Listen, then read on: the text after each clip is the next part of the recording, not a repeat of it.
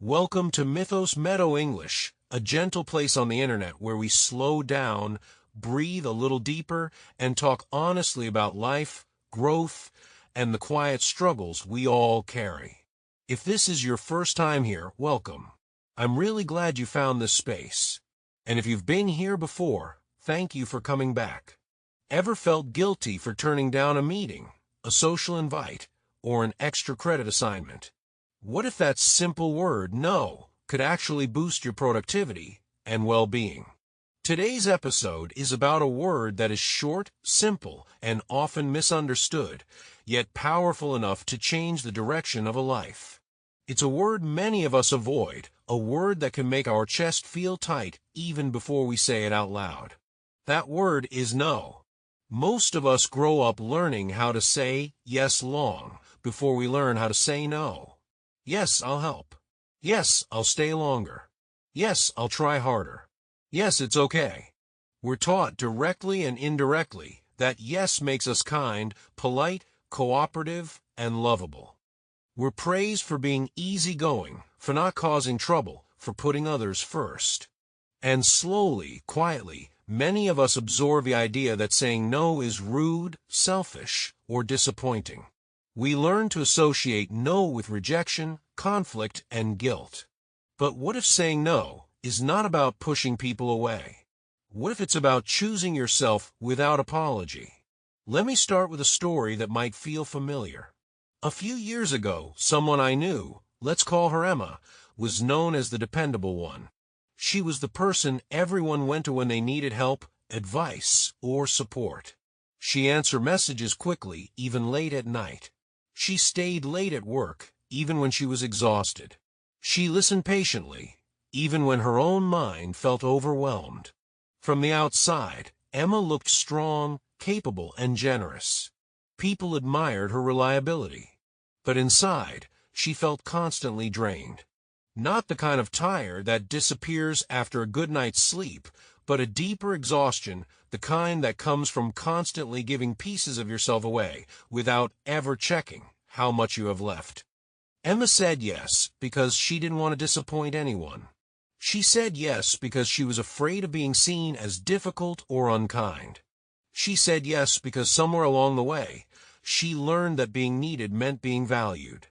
And one day, after yet another long day of saying yes to everyone else, she realized something painful. Her life was being shaped by other people's expectations, not her own desires, values, or limits. Many of us live this way, often without realizing it. We don't lose ourselves all at once. We lose ourselves slowly through countless small yes we never truly wanted to give. Yes to plans that drain our energy. Yes to responsibilities that aren't ours. Yes to relationships where our effort isn't matched. Each yes feels small and harmless in the moment, but over time they pile up. And one day, we wake up feeling disconnected from ourselves. We feel tired, irritable, unfocused, or strangely empty, even though we're constantly busy. That's often the moment when the word no begins to matter. Here's a truth we're rarely taught. Every time you say yes to something, you are also saying no to something else. When you say yes to staying late at work, you might be saying no to rest, family, or your own hobbies. When you say yes to being emotionally available for everyone, you might be saying no to your own healing. When you say yes to constant availability, you might be saying no to peace, creativity, or simply being alone with your thoughts. No is not an empty word. No is full of meaning, intention, and consequence. So why is it so difficult for so many of us to say no? One reason is that many of us were taught to measure our worth by how useful we are to others. We were praised for being helpful, flexible, and accommodating. Over time, this praise can turn into pressure. We begin to believe that our value depends on how much we give, how much we sacrifice, and how little we ask for in return. We internalize the idea that being loved means being needed. So when we consider saying no, it feels like we're risking connection, approval, or belonging. It feels like we're choosing ourselves at the cost of being accepted. But healthy relationships don't require self-erasure. They require honesty. And honesty begins with boundaries. A boundary is not a wall built to shut people out. It's a line that defines where you end and where others begin. Boundaries help people understand how to treat you, what you can offer, and what you cannot. Without boundaries, people often take more than you can give, not always out of malice, but out of habit or assumption. Saying no is how boundaries speak. It says, this is my limit, this is where I stop, this is what I need in order to stay well. That is not selfish. That is responsible. When we ignore our limits and continue to say yes out of obligation or fear, something else begins to grow inside us, resentment. At first, it's quiet. A small sigh, a fleeting thought, a moment of irritation. But over time, that resentment builds. It leaks out in subtle ways, through sarcasm, emotional distance, or sudden anger that seems out of proportion to the situation. Ironically, by avoiding the discomfort of saying no, we often create much bigger problems later. A clear no today can prevent deep resentment tomorrow. Not all no's need to be loud or confrontational. Some of the most powerful no's are quiet and gentle. Sometimes no sounds like, I need some time to think about this. Sometimes it sounds like, I can't commit right now. Sometimes it's simply, that doesn't work for me. These no's don't attack. They don't accuse. They don't require long explanations. They simply tell the truth. And the more you practice them, the more natural they begin to feel. At first, saying no can feel deeply uncomfortable. Your heart may beat faster. Your stomach may tighten. You may replay the conversation in your head afterward, wondering if you sounded cold, rude, or selfish. But discomfort does not mean danger. Discomfort often means growth. Every time you set a boundary, you strengthen your sense of self.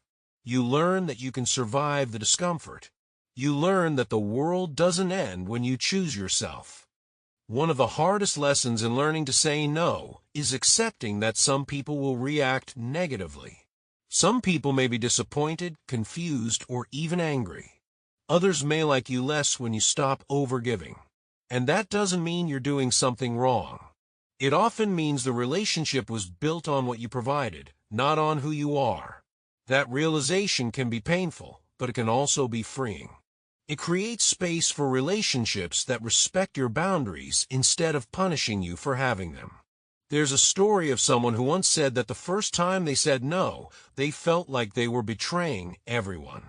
The second time, they felt guilty. But the third time, they felt honest. That's often how it goes. Guilt is usually not a sign that you're doing something wrong. It's often just an echo of old conditioning, the residue of years spent prioritizing others over yourself. And like an echo, it fades with repetition. Saying no also brings clarity. When you stop agreeing automatically, you're forced to pause and ask yourself important questions. Do I actually want this? Does this align with my values? Does this support the life I'm trying to build? Or does it take me further away from it? These questions can feel uncomfortable at first, but they're deeply empowering.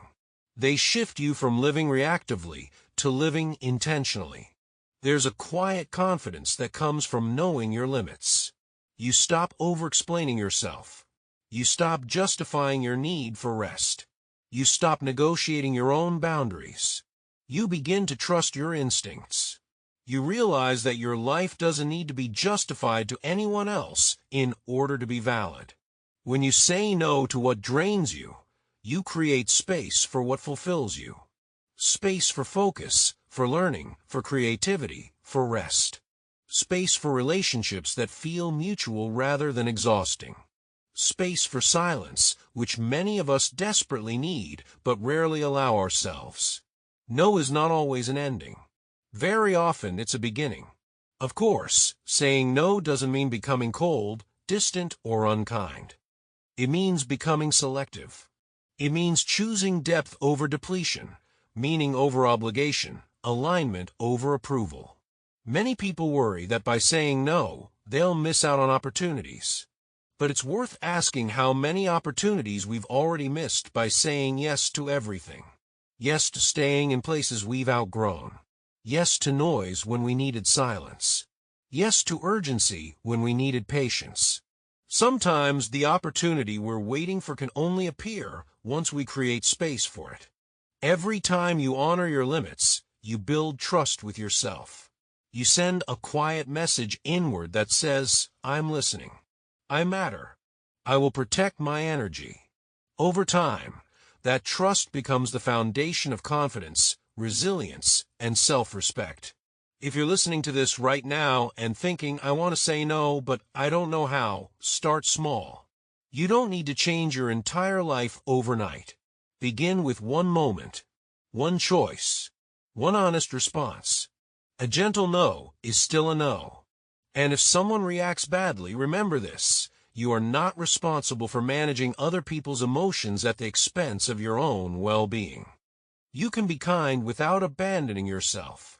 As we come to the end of today's episode, I want to leave you with this thought. Your life is shaped not only by the big decisions you make, but by the small, daily choices to honor or ignore yourself. Saying no is one of those choices. Quiet, brave, life-changing. Thank you for spending this time with Mythos Meadow English. If this episode resonated with you, take a moment to sit with it. And maybe the next time you feel pressure to say yes, you'll pause, breathe, and listen to what you truly need.